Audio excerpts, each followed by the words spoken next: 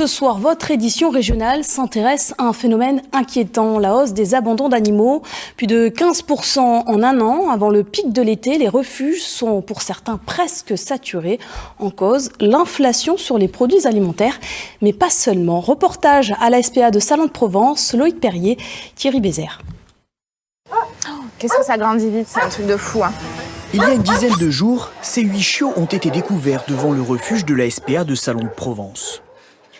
Il y avait un carton fermé avec les 8 chiots posés à l'intérieur. Donc typiquement, les gens ont dû avoir une portée non désirée. Ils n'ont pas réussi à placer ces chiots, donc on les bazarde à la SPA, quoi. Allez, bébé ! En France, près de 100 000 animaux sont délaissés chaque année et ces abandons sont de plus en plus fréquents. Depuis l'an dernier, le phénomène a bondi de plus de 15%. À Salon de Provence, les 74 box sont presque tous remplis. Charlène Krob, en charge du chenil, explique cette hausse des abandons par l'augmentation du coût de la vie. Principalement les frais vétérinaires, parce que pour le moindre bobo, ça passe à des centaines d'euros la facture vétérinaire. Ensuite, il y a les croquettes. Moi, je vois pour mon chien, le paquet de croquettes a pris plus de 20 euros en un an. C'est quand même énorme. Comme nous, notre nourriture augmente, la nourriture des chiens aussi. Donc oui, je pense que ça peut expliquer une partie des abandons. Face à cette problématique, l'État a décidé l'an dernier de durcir sa législation, obligeant les acquéreurs à signer un certificat d'engagement. Une mesure insuffisante, selon ces professionnels, pour stopper les abandons. Donc il faudrait pouvoir mettre en place une procédure de façon à ce que les vétérinaires vérifient que les animaux ne sont pas identifiés et les fassent identifier par eux-mêmes ou par leurs collègues. Et aujourd'hui, ça n'est pas le cas. Les vétérinaires n'ont pas l'obligation de vérifier que l'animal est identifié. Qu'est-ce que ça changerait ? Ça changerait que d'abord un animal identifié est difficilement abandonné comme ça dans la rue. Ce refuge a de son côté décidé de renforcer son parcours d'adoption. Plusieurs rendez-vous sur place sont désormais obligatoires avant de partager sa vie avec l'une de ces petites boules de poil. Et pour aller plus loin sur ce phénomène, le directeur de la SPA de Salon de Provence est notre invité. Bonsoir Philippe Gauthier, merci d'être avec nous. Votre association sert de fourrière pour 42 communes, c'est énorme. Tout à fait.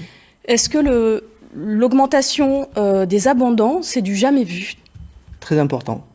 Oui, c'est du jamais vu.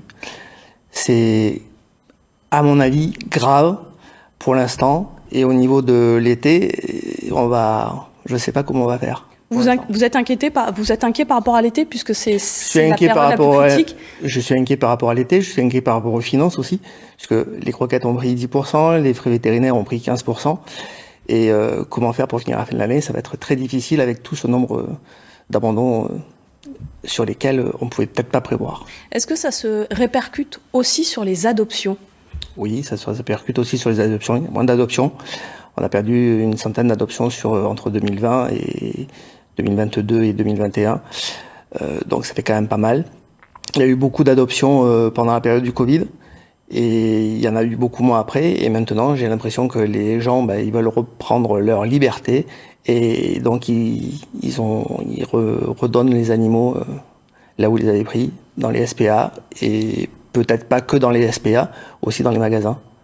Vous en retrouvez parfois dans... Nous, on n'a pas de reprise. Nous, on n'a pas de reprise de chiens qu'on a fait adopter. Par contre, les gens nous abandonnent leurs animaux. D'où viennent ces animaux qui vous sont ramenés Généralement, les magasins. Des magasins, des animaleries. Des animaleries. Et vous souhaitez une législation plus sévère à ce niveau-là ? Elle est beaucoup plus sévère. Elle est mise au point, mais les juges ne vont pas jusqu'au bout. Alors effectivement, aujourd'hui, la législation concernant les abandons volontaires, la maltraitance, les violences, les peines ont été durcies. Ça va jusqu'à 3 ans de prison et 45 000 euros. Oui, c'est un rêve. Mais dans la réalité, vous me dites que ça ne se traduit pas. Ça ne se traduit pas. Il n'y a pas de 3 ans de prison, il n'y a pas de 45 000 euros d'amende. Si on arrive à 150, 750 euros d'amende, c'est déjà bien. Que faut-il faire justement pour dissuader ces abandons ? Qu'est-ce que vous faites, vous, au sein de votre refuge, en termes de prévention ? Notre politique, c'est ne pas prendre l'animal immédiatement. C'est-à-dire que vous avez déjà l'accès sur le site internet de l'animal, notre site internet est à jour. Ensuite, les gens téléphonent à la SPA à prendre rendez-vous téléphoniquement. Après, ils peuvent directement avoir un rendez-vous pour faire connaissance avec l'animal et avec Charlène Krob que vous avez dans le reportage. Et après, vous pouvez ensuite adopter votre animal, évidemment, en ayant signé avant le fameux papier de 7 jours avant. Pour qu'il y ait un vrai engagement de la part Pour qu'il y ait un vrai engagement avant. Aujourd'hui, quel est le message que vous souhaitez faire passer auprès de nos téléspectateurs? Quand on prend un animal, on réfléchit.